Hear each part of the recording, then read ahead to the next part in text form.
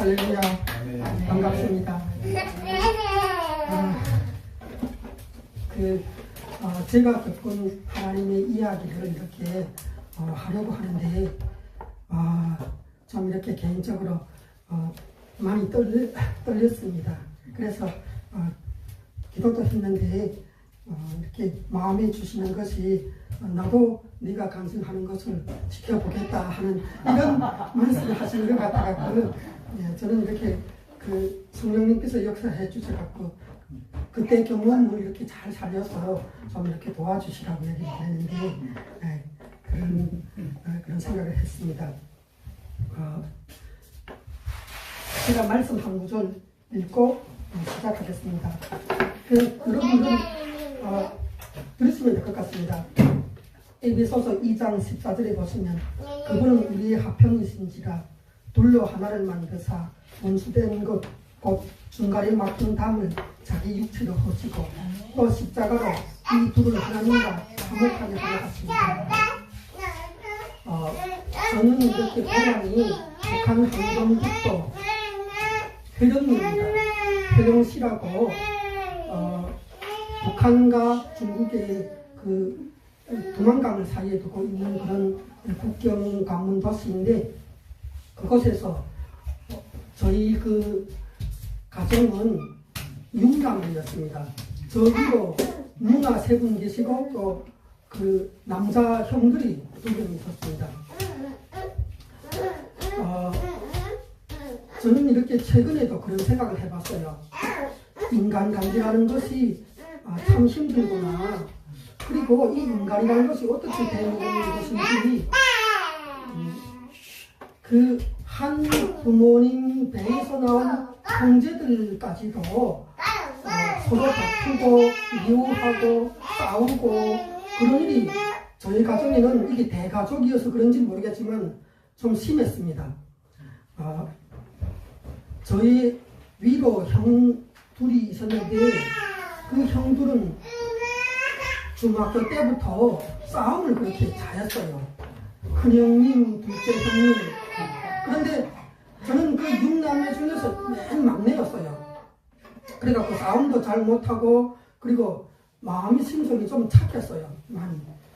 왜냐면 왜 그렇게 착하고 그랬나, 지금 돌이켜보니까 위에 싸움을 잘하는 형 둘이 있었고 누나가 셋이 있었고, 그러다 보니까 6남매 맨 막둥이다 보니까 늘 다른 사람에게 지시를 하고 뭐 이렇게 소리를 높이는 위치가 아니고 들어야 되고 얌전하게 이렇게 시키는 일을 해야 되고, 이런 입장에 제가 처했던 것 같아요.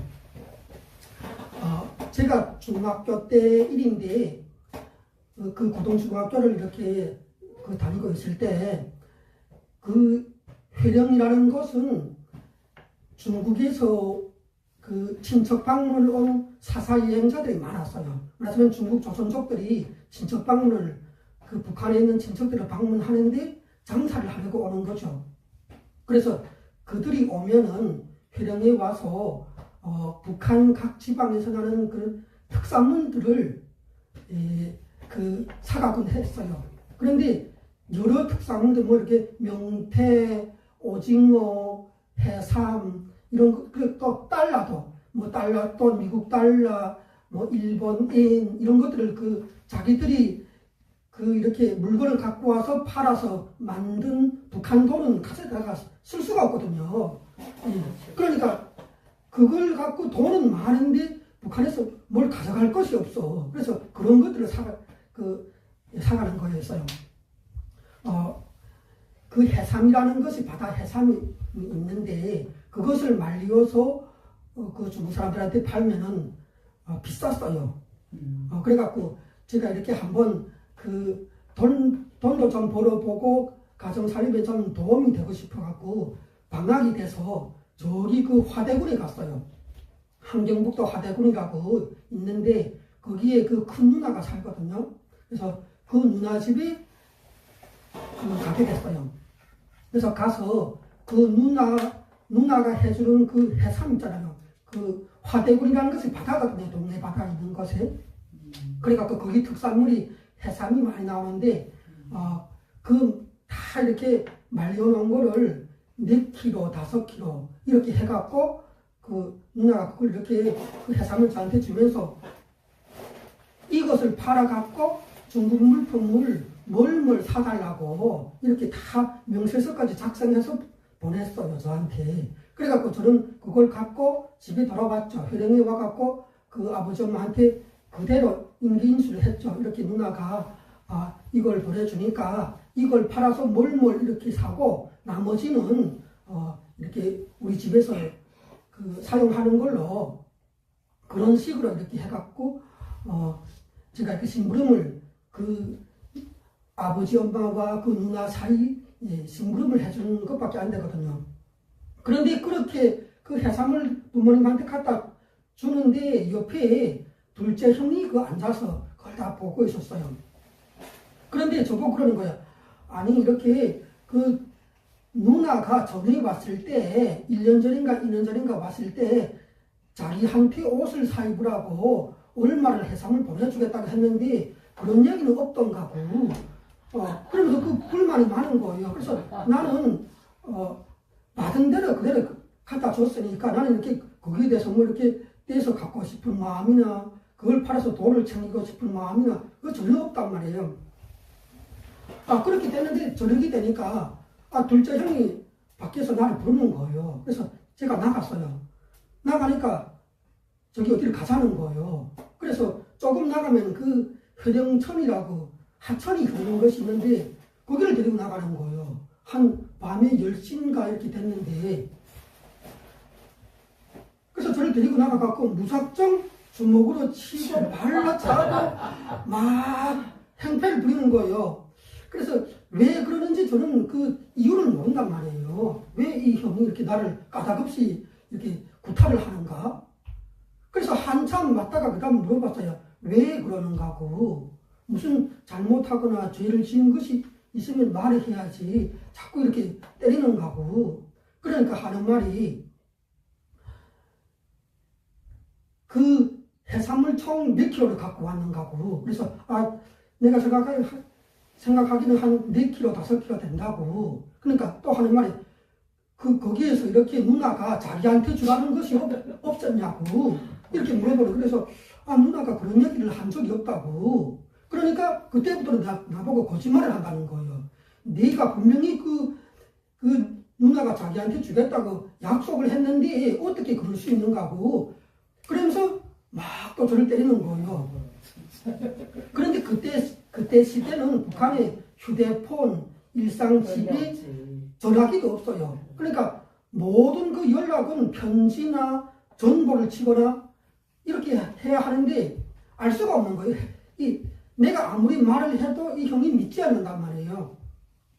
그런데 그렇게 하고도 계속 내가 이렇게 쓰러지면 또 이렇게 덜미를 잡고 이렇게 해서 또 때리고 또 때리고 계속 이러는 거예요. 그래갖고 내가 한참 맞다 보니까 어떤 생각이 드는가. 이 사람이 같은 핏줄을 타고난 내 형이 맞는가?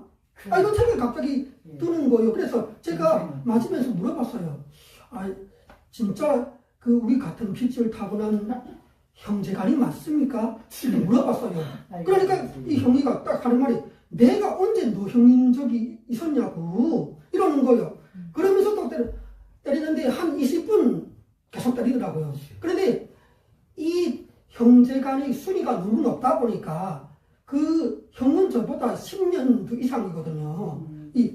이렇게 6남매다 보니까 둘째 형이면 저보다 한 10년 차이가 난단 말이에요. 뭐 한두 살이라면 씨름이라도 할 텐데 너무나도 이 신체의 비례가 크기 때문에 저항할 수도 없고 그렇게 한참 때리더니 갑자기 안 때리더라고요. 그 다음에 또 멈추더라고요. 그래갖고 나는 참 순진했어. 그때 내 생각에 그 머릿속에 생각 들어오는 것이 그래도 이 형이 선합의 구석이 조금 있어갖고 이제는 멈추나 보다 이렇게 생각했어요. 그런데 찬찬히 보니까 그게 아니고 너무 그 한 20분 이렇게 때리다 보니까 자기가 체력이 딸린 거예요. 그러니까 이제 더 못 때리는 거예요. 그런데 그때 제가 제 형의 눈을 딱 봤을 때 이 눈에서 그런 야수 같은 그런 그 느낌이 확 들더라고요. 완전히 이렇게 정신이 바뀐 것 같은 그런 모습이 들더라고요. 그래갖고 이렇게 제가 막 거기서 피도 나고 이렇게 하니까 손수건을 꺼내는 거예요. 그래서 손수건을 꺼내서 이렇게 닦아주는 거예요, 이거. 그래갖고 그래도 나를 때릴 때는 때렸어도 이렇게 사랑이 있구나 이렇게. 그런데 그다음 이 손수건을 갖고 가는 거예요. 그 어디를 가는 거예요. 너는 여기 그냥 있으라고 가는 거예요, 이렇게. 그래서 저는 그냥 기다렸죠. 그 하라는 대로 이렇게 했죠. 근데 나중에 보니까 이 형이 그 손수건을 피를 잔뜩 묻힌 거를 갖고 저희 집에 간 거예요. 집에 가서 부모님한테 이거 보이면서 지금 선담이가 거짓말을 해갖고 이렇게 지금 죽어가고 있다고 맞아서 이게 증거물이라고 이게. 그 손수건을 보여줬다는 거예요. 그러면서 자기한테 그 누나가 보내준 그 해삼이 있는데 그걸 다 달라고 빨리. 아이고 아버지. 그러니까 이 부모님 입장에서는 가만히 그 모습을 보다가 아니 그게 내 것도 아닌데 아니 너희 누나가 이러이러한 상품을 사라고 해서 보내준 건데 그거 어떻게 임의로 우리가 너한테 주고 어떻게 할 수 있냐 이렇게 말을 했다가 손수건 꺼내놓고 그렇게 하니까 그냥 있는 걸 다 줬어요. 줘버렸어? 그냥 줬단 말이에요. 알았다. 네가 알아서 하라고. 그렇게 하니까 그걸 갖고 나갔는데 한 3일인가 4일인가 나타나서 집에. 그러다가 그 다음 한 3일 후에 돌아온 거예요. 돌아온 거 보니까 이 완전 이 안경을 색안경을 구로 미가네라고 아주 멋있는 거 쭉 쓰고 잠바를 입고 가죽 잠바를 쭉 차려입고 완전히 옷을 다 이렇게 새로 사입고 나타나더라고요. 그런데 그렇게 자랑을 하는데 지금 이 형은 자랑한단 말이에요. 이렇게 집에 와서도 이렇게 하는데 집사람들은 보자마자 그냥 냉담하게 아무 말도 안 하죠. 아주 썰렁하게. 그러니까 에이 하고 나가더라고요. 또 이 친구들을 좋아하니까 친구들하고 같이 술 마시러 가겠다고 나가더라고요. 그런 일이 있었죠. 그런데 그 이후에 제가 또 뭔가를 이렇게 나이가 어리니까 제가 그때 한 15살인가 됐어요. 그러니까 자꾸 뭐를 실수를 하고 그럴 때가 있거든요. 그런데 이 형이 보기에는 아주 이렇게 잘못하는 것들이 눈에 띄는 거예요. 그러니까 나한테 막 이렇게 이야기를 하면서 또 이렇게 뺨도 때리고 막 이렇게 아무튼 내가 지은 잘못에 비해서는 너무 과도하게 그런단 말이에요. 그러니까 옆에 내 누나가 내 바로 위에 누나가 이 집에 있었는데 그걸 보다가 와서 간섭을 한 거예요. 아니 그만한 일 때문에 왜 이렇게 그러는가고 이렇게 했단 말이에요. 그러니까 그 다음 그 누나를 이 머리 끄덕이고 자꾸 이 방에 이렇게 들어가 갖고 방문 꾹 닫고 들어가서 2시간 동안 때렸어요. 2시간 동안. 그래갖고 아버지 엄마가 이렇게 퇴근해갖고 딱 왔을 때는 그냥 이렇게 피를 흘려갖고 이런 대야에다가 이렇게 한 대야를 받아서 냈대요. 너무 맞아갖고 이 피 나가갖고 누나가. 누나가 잘못한 거 없단 말이에요. 누나는 보다 못해 그렇게 이야기를 했는데 그런단 말이에요.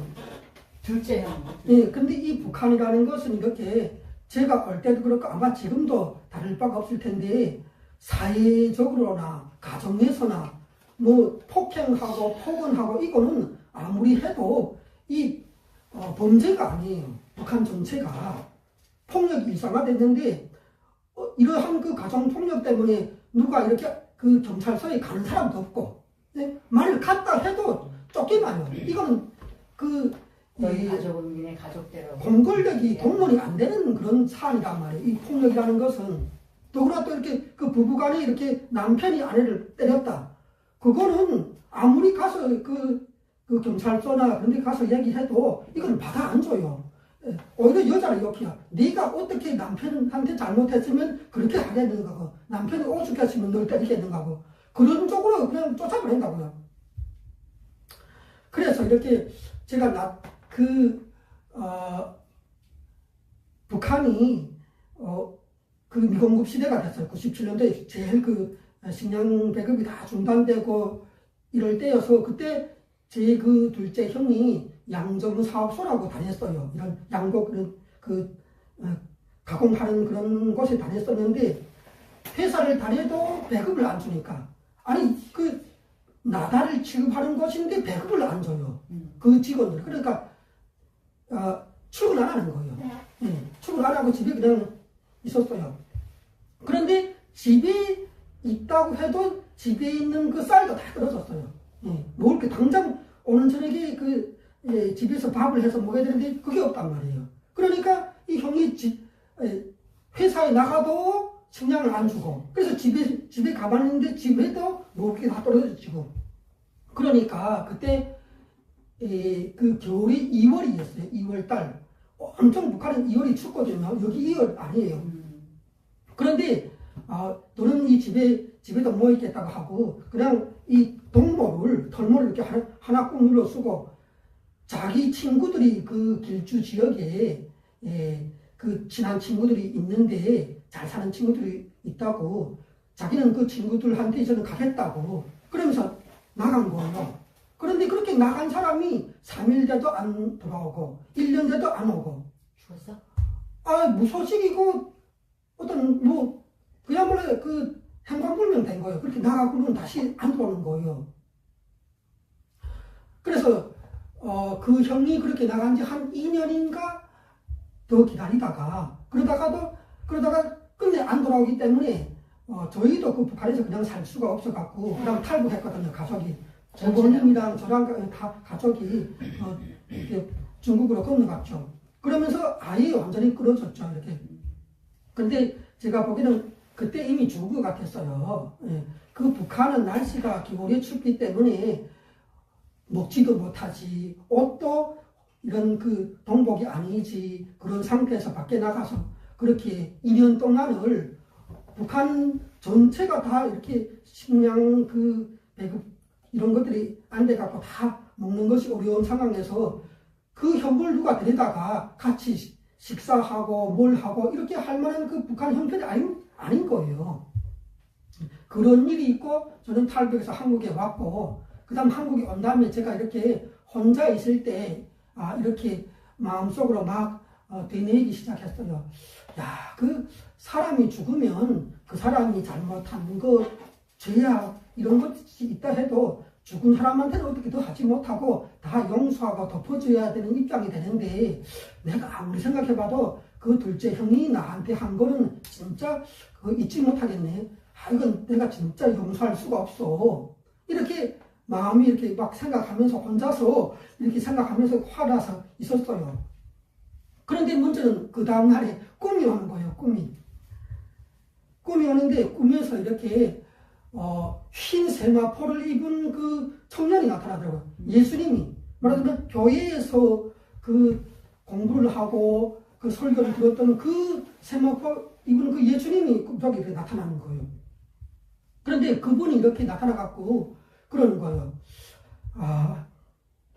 나는 내가 한 번도 본 적도 없는 전체 인류를 위해서 십자가에 못 박혀서 죽기까지 했는데 나는 그들의 죄를 용서하려고 내가 그들 대신에 죽기까지 했는데 너는 이미 죽은 너 형도 용서를 할 수가 없느냐 이렇게 물어보는 거예요. 그래서 제가 이렇게 그 말을 듣고 충격을 입었어요. 정말 그 논리적으로 따지고 보면은 그런 거예요. 이 사람은 살아있는 것도 아니고 이미 죽어서 이제는 이 세상 사람 아닌데 내가 잊지 못하고 말하자면 증오를 갖고 계속 혼자서 이렇게 되뇌고 있는 거예요. 그런데 그 다음 예수님의 모습은 안 보이고 십자가가 다 이렇게 보이는 거예요. 나무 기둥이 이렇게 다 보이는데 그 십자가가 보이면서 음성 같은 것이 또 꿈속에서 나오는 거예요. 뭐라 하는가? 내가 진 이 십자가는 사랑이다. 내가 이 십자가를 짐으로 인하여 전 인류를 내가 얼마나 사랑하는지를 보여주기 시작했다. 이걸로. 그리고 이 십자가는 공의다. 이것을 갖고 내가 사람들을 잘잘못을 따지고 심판을 하게 될 거다. 이 십자가를 통해서 그리고 또 이 십자가는 뭔가 순종이라고. 그리고 또 두 가지가 더 얘기를 하더라고요. 고난이고 이렇게 또 뭐라 하는데 한 5가지로 십자가를 이렇게 쭉 풀어주는 거예요. 십자가의 그 의미가 뭔지를. 그런데 그렇게 풀어주는 걸 가만히 들으니까 이 십자가라는 것이 별치 않은 건데 그 안에 정말로 핵심적인 게 다 들어있더라고요. 그야말로 성경의 대부분의 그 핵심적인 가치가 다 이 안에 있어요. 여기 딱 집약돼 있더라고요. 그런데 나는 교회에서 배웠기는 그냥 공의요, 사랑이요, 이 2가지가 기본하는데, 이거 한 5가지로 쫙 풀어주더라고요.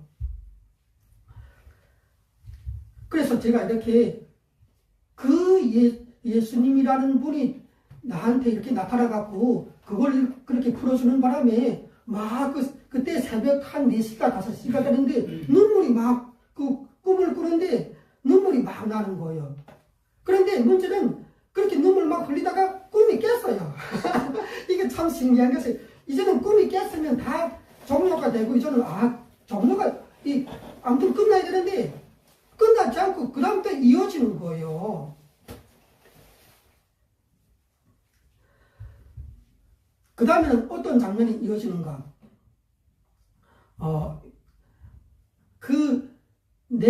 나를 이렇게 구타하고 괴롭혔던 그 정권철 형이 나타나는 거예요. 이렇게 딱 나타나더니 나보고 손짓을 하면서 오라고 하는 거예요.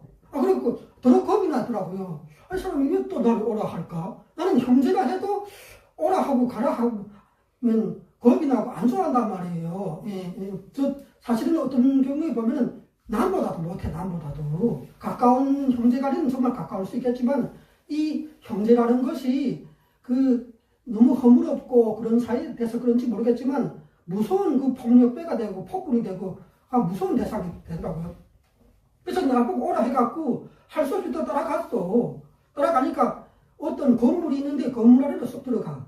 근데 이런 방이어서 이렇게 이런 그 방 하나가 있는데 거기에 쑥 그 형이 들어가는 거예요. 들어가 보니까 여기에 사각 테이블이 이렇게 중간에 놓여 있는데 여기에 음식이 1인분이 차려져 있고 이쪽에 또 음식이 1인분이 차려져 있고 이렇게 지금 그 식탁에 2사람이 앉아서 먹을 거기가 식사가 차려져 있는데 그 형이 쭉 가갖고 이쪽에 가서 앉더라고요. 앉아갖고 뭐 아무 말도 안 하고 이렇게 수저를 들더니 식사를 하더라고요. 혼자서. 그래서 나도 또 가서 이렇게 이쪽에 앉아갖고 그 수저 들고 또 식사를 했죠.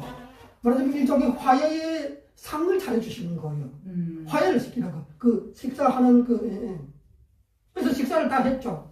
그리고, 식사를 마쳤거든요. 에베소서 2장 14절에 보면은 그분은 우리의 화평이신지라 둘로 하나를 만드사 원수된 것 곧 중간에 막힌 담을 자기 육체로 하시고 이 예수님은 인간과 인간 사이를 화해를 시키려고 오셨는데 그런데 그때 당시 이 성경을 쓸 때 당시 유대인과 이방인만 화해를 시키는 것이 아니라 다른 말하자면 북한과 한국 이게 만약 적대국가로 이렇게 있다면 이들 사이도 예수님이 화해시킬 수 있는 예수님만이 이 원수된 것을 자기 육체로 십자가로 허셔갖고 화해를 시킬 수 있는 근거를 마련해 주셨다는 거예요. 그런데 이 예수님은 이렇게 그것을 통해서 인간과 하나님 사이를 또 화목을 시키려고 오신 분이시거든요. 저도 이 정도는 그때 이해를 하고 있었는데 제가 그 꿈을 통해서 딱 느껴지는 것이 뭔가 하면 이 예수님이라는 분은 살아있는 사람하고 살아있는 사람을 서로 원수된 것을 화해도 시키시는 분이신데 내가 경험한 것은 살아있는 사람과 죽은 사람도 하나님께서 예수님께서 원하시면 데려다가 화해를 시키시는 그런 전능한 하나님이셨습니다. 아멘. 예, 그러면 이렇게 제가 약간 잠깐만 좀 마시고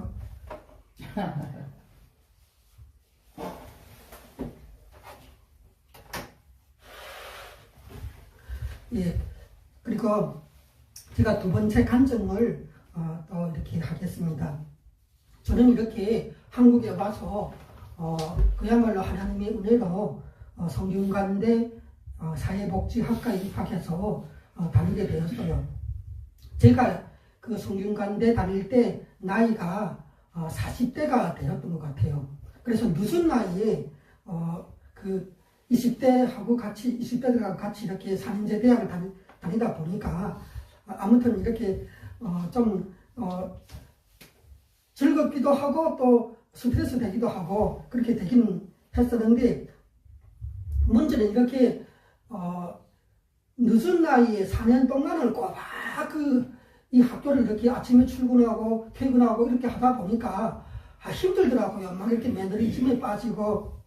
그러니까 그 퇴근해서 올 때마다 그 집 근처에 호프집이 있었어요. 그래서 호프집 가갖고 한 잔 이렇게 마시고 했거든요. 그래서 그렇게 해갖고 한 달인가 그렇게 호프집 자주 다니면서 마셨는데, 그러니까 그 호프집 사장님이 그때 호프 그거가 이렇게 한 잔에 2,500원 할 때였거든요. 근데 저는 열심히 다닌다고 2,000원을 그 500원을 할인해서 주시더라고요.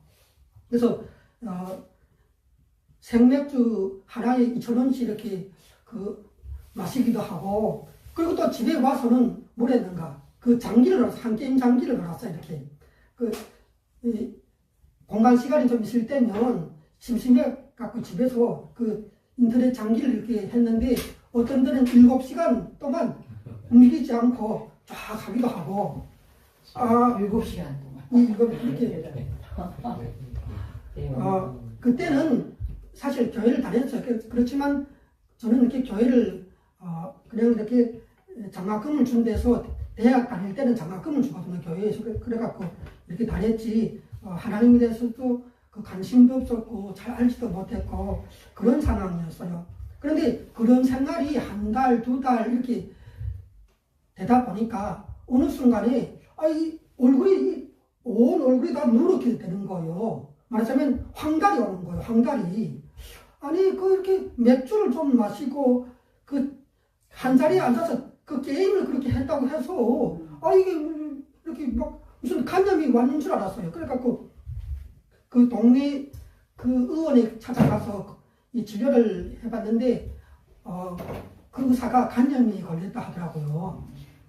그래서 간염이 좀 심하다고. 그래서 당장 약을 쓰고 그러지 않으면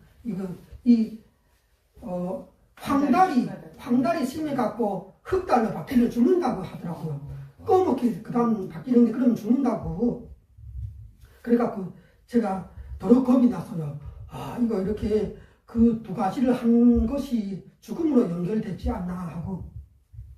그래서 그때부터 집 근처에 한양대 병원이 있어갖고 한양대 그 대학병원에 가서 진료도 받고 또 입원했어요. 한 2번인가 제가 입원했었는데, 한 번 입원할 때 한 일주일 동안 입원해서 약을 쓰고 가만히 그 침대에 누워있으면 많이 나아요. 그런데 퇴원하면 한 2, 3일 지나면 원래대로 또 되는 거예요. 다시 또 이렇게 누렇게 뜨고, 말하자면 고쳐지지 않는 거예요. 약을 쓰고. 그 대학병원에 일주일씩 이 치료비만 거의 한 100만 원씩 나오는데, 그렇게 2번 했는데도 이게 낫지 않는 거예요. 또 약을 안 먹으면 원래대로 되고. 그래서 제가 생각했어요. 이 세상이 발전하고 이 대한민국의 의술이 세계적인 수준에 이르렀다 하는데, 이거 간염, 이 염증 하나 잡지를 못하는구나, 이런 생각이 들더라고요. 그래서 내가 간 이식을 받아야 되는 이런 상황에 이르지 않을까, 이런 생각도 막 들고 두려워지는 거예요. 그래서 그때부터 집에 이렇게 방에 앉아있지를 못했어요.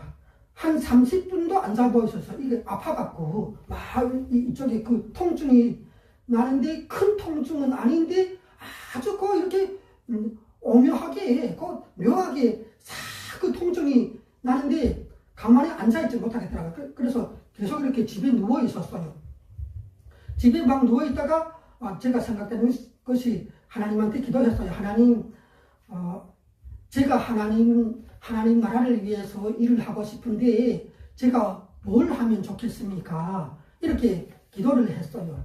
그런데 음성이 저한테 딱 들리더라고요. 그 순간에. 성경을 읽어라. 그래서 그 다음 이렇게 성경을 가져다가 읽으려고 했어요. 그런데 한 몇 장 펼쳐보니까 못 읽겠는 거예요. 그래서 그냥 버리고 그렇게 했는데 그 다음에 또 뭐 할 거가 없어갖고 또 성경을 나중에 그 며칠 지나서 또 이렇게 집어들었어요. 그래갖고 좀 이렇게 앞장을 이 창세기 쪽 이렇게 보다가 그 다음 또 이 따분하고 재미가 없어갖고 다시 이렇게 딱 내려놓으려 하는데 이거 성경책을 내가 내려놔야 되는데 놓을 수가 없는 거예요. 손이 딱 굳어지는 거예요. 이게 놓으려고 하는데 이게 전혀 평생 경험해보지 못한 그런 일이 일어나는 거예요. 이 성경책을 놔야 되는데 놓을 수가 없다는 거예요. 이게 딱 굳어져갖고 완전히 여기서부터 여기까지 이렇게 마비가 오더라고요. 그래갖고 이거 막 이렇게 하다가 그 다음 제 머리맡에다가 이렇게 그냥 이 팽개치는 것이 아니라 가지런하게 이렇게 정중하게 이렇게 자리를 잡으니까 그때야 내려놓을 수가 있겠더라고요. 그래서 놨어요.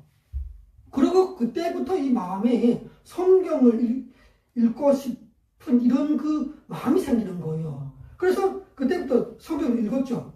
창세기부터 읽었는데 한 2달 반 동안 누운 자리에서 이렇게 2달 반 동안 창세기부터 계시록까지 다 읽었어요. 원래 저는 성경을 펴면 그때는 레위기까지 가면은 끝나거든요.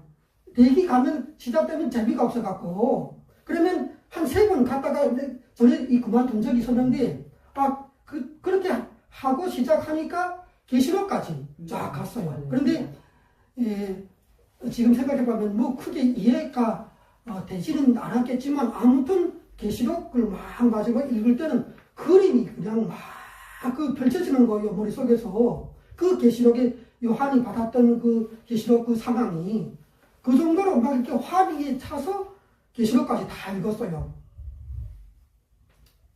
그런데 문제는 이 병이 낫지 않는 거예요. 더 심해지지도 않고 낫지도 않고 계속 그렇게 괴롭히는 거예요. 이 딱 꼼짝 못하게 하는 거예요. 그래서 고민하고 이러는데 제가 아는 목사님이 저기 수련회가 있는데 한번 올라가 보자고 자기도 간다고 그러는 거예요.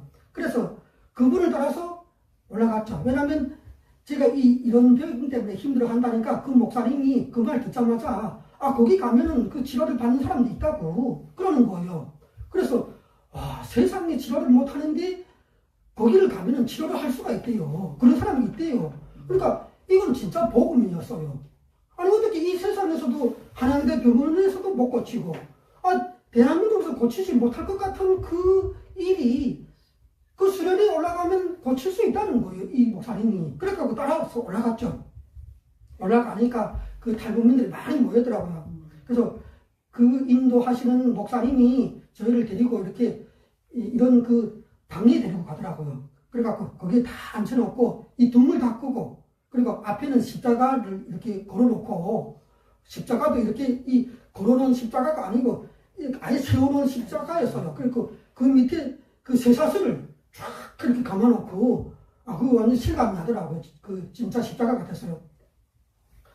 그 앞에 쫙 앉혀놓고 그 다음 등 끄고 이제부터 하나님한테 너희가 바라고 뭐라는 속사정을 다 털어놓으라고 기도를 잘못하고 잘하고 그런 거 필요 없다고 너희 전심을 다 털어놓고 또 너희가 지은 죄들을 생각나는 걸 다 털어놓고 이런 시간을 한번 가져보자는 거예요.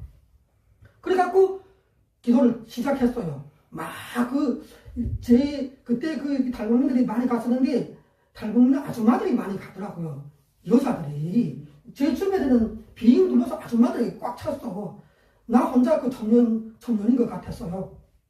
그래서 막 기도를 하는데 공동 기도 제목도 내놓고 막 하는데 저는 그런 거는 귀에 들어오지 않고 오로지 하나님한테 기도해서는 하나님 제가 이 간염이 걸렸는데 이걸 하나님 좀 고쳐주세요. 하나님 이 세상에서는 제가 이렇게 의사도 믿지 못하고 이제는 약도 저는 다 포기를 했고 그런데 하나님께서만이 이걸 고치실 수 있다고 안다고 하나님 좀 고쳐달라고 하고 막 기도하는데 이 눈물이 막 흘러서 나오는 거예요. 나는 신자도 아닌데 아니, 기도를 하니까 눈물이 막 나와. 그러니까 그만큼 이 마음이 갈급하고 너무 절박해서, 이분이 내가 기도하는 대상이 나한테 오케이 하지 않으면 나는 죽는단 말이에요, 이제. 이분이 그 매섭하게 굴면. 그래서 막 그 눈물 흘리면서 기도했어요. 그런데 갑자기 눈 감고 막 기도하는데 또 음성이 쑥 들어오는 거예요. 누가 옆에서 남자가 한 40, 50대 되는 그 남자가 나한테 말을 하더라고요. 내가 너의 병을 치료해 주려고 이 모임을 예비하고 있었단다. 이런 그 남자 소리가 들리는 거예요. 그래갖고 눈을 갑자기 떴어요. 어느 남자야. 봤는데 주변에 다 이 아줌마들이 앉아서 자기 기도를 하느라 연연이 없단 말이에요. 날 보는 사람은 없죠. 그런데 이 남자 소리가 들리는 거예요. 이게 나한테 또렷하게 들리는 거예요. 그래갖고 이게 교회에서 말하는 그 성령님이 나한테 말씀 건다는 이런 생각이 들더라고요. 그래갖고 그 다음 그 기도 모임이 끝나고 이제는 숙소로 다 들어가라 해갖고 숙소에 왔어요. 숙소에 오면서 제가 생각했어요. 야, 이거 사람이 병에 걸리고 이럴 때는 분명히 하나님 앞에 죄를 지어서 그 죄의 결과로서 사람에게 병이 오고 이런 것 같은데 나는 그러면 하나님한테 무슨 죄를 지어서 이런 못된 병이 걸렸을까? 이런 생각이 머릿속에 떠오르는 거예요.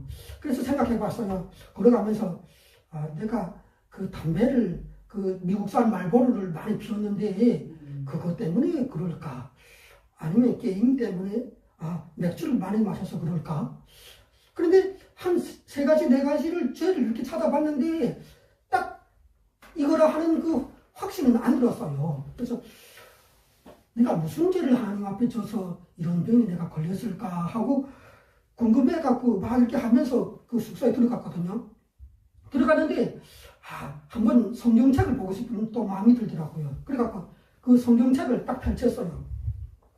그냥 이렇게 한 지퍼를 이렇게 갖고 쭉 이렇게 펼쳤어요. 펼쳤는데 그때 이런 구절이 있었어요. 예레미야 2장 19절 말씀이 있었어요. 그것이 딱 그냥 눈에 들어오는 거예요. 네 악이 너를 징계하겠고 네 패역이 너를 책할 것이라. 그런즉 네 하나님 여호와를 버린가 네 속에 나를 경외함이 없는 것이 악이요 고통인 줄 알라. 주 만군의 여호와의 말이리라. 이런 그 글자가 딱 보이는 거예요. 그래서 그 읽자마자 제가 성경책을 뚝 떨궜어요. 너무 놀래갖고.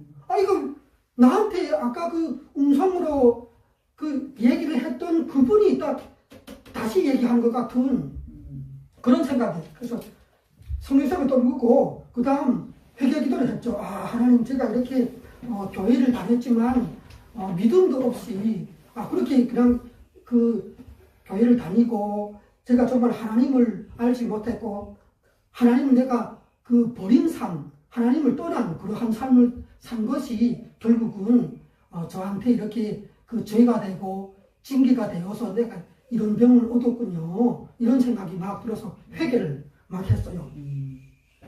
그래도 나름대로 회개를 하느라 하고 그리고 그날 밤에 잤거든요.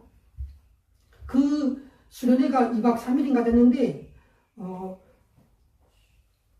제가 이렇게 잠을 자면은 이렇게 그런 담당령, 간염 이것이 있기 때문에 새벽 4시나 5시가 되면은 소스라쳐 깨나요. 왜? 자다가 얘가 통증이 나갖고 저절로 깨라는 거예요. 아파갖고.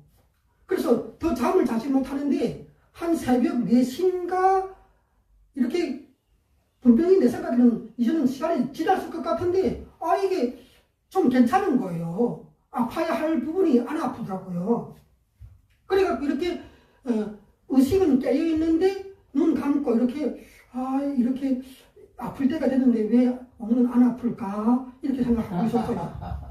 그런데 그때 갑자기 제 배 위에 어떤 그 형체가 보이지 않는 그 형체가 제 배 위로 이렇게 왔다 갔다 이렇게 만져주는 것처럼 이러고 있는 거예요. 이렇게.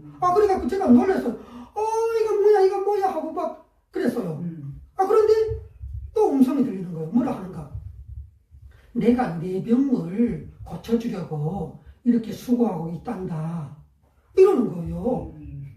그렇게 하고 그 다음 조금 있다가 그 상황이 종료가 됐어요. 그리고 이렇게 그 이후부터는 제가 아프던 것이 완전히 깨끗하게 다 나았어요. 네. 지금까지도 뭐 병원 갈 일도 없고 약 먹을 일도 없고 이제는 그것이 이렇게 제가 신학교에 입학했을 때니까 한 12년이 됐어요. 지금 이렇게 건강하게 살게 되었고 이렇게 제가 이렇게 이사야 53장 4절 말씀을 읽어드릴게요. 예수님은 실로 우리의 질고를 지고 우리의 슬픔을 당하였거늘 우리는 생각하기를 그는 징벌을 받아서 하나님께 맞으며 고난을 당한다 하였노라. 그가 찔림은 우리의 허물을 인하며 그가 상함은 우리의 죄악을 인하니라. 그가 징계를 받음으로 우리가 평안을 누리고 그가 채찍에 맞음으로 우리가 나음을 입었도다. 우리는 다 양 같아서 그릇 행하며 각기 제 길로 갔거늘 여호와께서는 우리 무리의 죄악을 그에게 담당시키셨다. 아멘. 제가 만난 그 예수님은 저에게 정말로 이렇게 창조 주셨어요. 그리고 저를 인도하셨고 또 저에게는 개인적으로 의사셨어요.